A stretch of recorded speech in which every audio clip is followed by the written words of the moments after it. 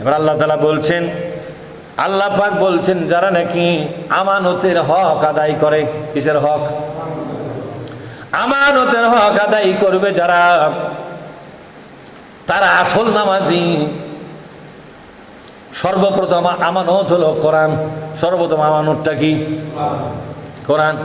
এ কোরআনের দায়িত্ব মাথায় নিয়ে আমরা দুনিয়া আসছি রে ভাই। আমরা বলেছি আল্লাহ আজ থেকে তোমার ওয়াহামালাহাল ইনসান, বলেন ওয়াহামালাহাল, বলেন ওয়াহামালাহাল ইনসান। এ কোরআনের দায়িত্ব মানুষ যারা তারা মাথায় তুলে নিল। বলল পাহাড় নিল না তা কি হচ্ছে, জমিন নিল না তা কি হচ্ছে, আসমান নিল না তা কি হচ্ছে। আমাদের চাইতে ওদের সাহস কম, আর আমরা মানুষ, আমাদের সাহস হলো বেশি। আমরা আশরাফুল মাখলুকাত। ওগো আল্লাহ, আমরাই তোমার কোরআনের দায়িত্ব মাথায় তুলে নিলাম। যতদিন দুনিয়ায় বেঁচে রাখবে তোমার কোরআন শরীফ প্রতিষ্ঠা করার জন্য আমাদের হায়াতকে বাজি ধরবো। কি ধরবো?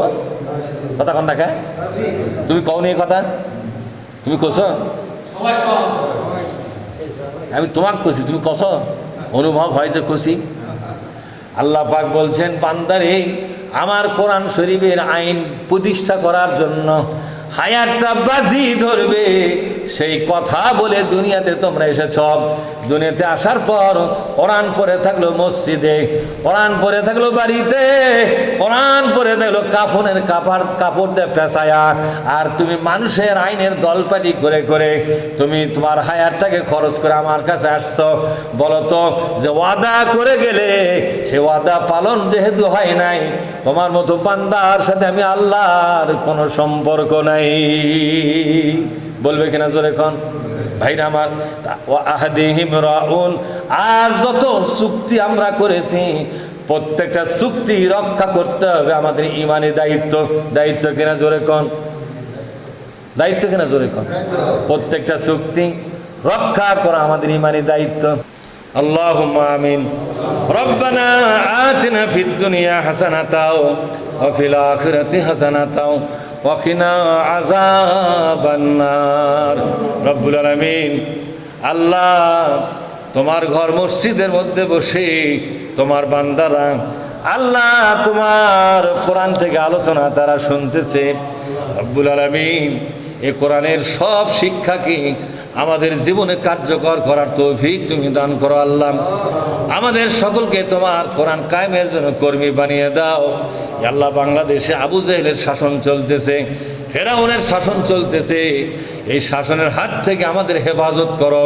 এই বাংলাদেশে তোমার কোরআনের শাসনকে তুমি বিজয়ী করে দাও। আল্লাহ আল্লাহ আমরা যারা হাত তুলেছি আমাদের জীবনের গুনাহ মাফ করে দাও। আমাদের কত আপন কবরের মাঝে শুয়ে আছে, মেহেরবানি করে আল্লাহ তাদেরকে মাফ করে দাও। বিশেষ করে ফিলিস্তিনের মুসলমানদের মাফ করে দাও। আল্লাহ ফিলিস্তিনের মুসলমানদের জন্য তোমার রহমত এবং বরকত নাজিল করে দাও।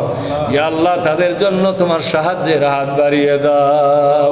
ইয়া আল্লাহ তাফসীর মাহফিলকে যারা সহযোগিতা করে, ইয়া আল্লাহ টাকা পয়সা দিয়া ডাকাডাকি করে, মানুষের সঙ্গে বিরক্ত হয়েও ডাকাডাকি করে যারা পরিশ্রম করে করে মাহফিলকে যারা সুন্দর করে রাখছেন, মেহেরবানি করে আল্লাহ দোয়া করি তাদের এই জন্য, তাদের এই অবদান, তাদের এই মেহনত, তাদের এই টাকা পয়সা খরচ সবটুকুন কিয়ামতের দিন মুসিবতের সময় আমাদের এই সকলের জন্য নাজাতের ওসিলা বানায়া দিও।